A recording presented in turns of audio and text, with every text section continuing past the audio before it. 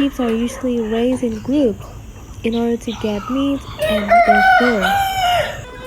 Sheep can eat different types of food such as fresh grass, hay, vegetables like zucchini, pumpkin, carrots, beets. Every day, sheep can eat an amount of starch from 0.1 to 0.3 protein. Horses. Horse is an animal that eats grass. They mainly eat raw food such as fresh grass. When necessary, they can also eat other sources of food that are from plants such as leaves, roots, trees, bark. Their teeth are almost perfect, with the front teeth playing the role of cutting and chewing food. Other teeth inside are used to smash the food.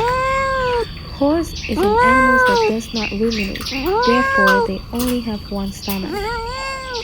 A horse that weighs 450 kg can eat from 7 to 11 kg of food per day, and they usually drink 38 to 45 liters of water. Cows.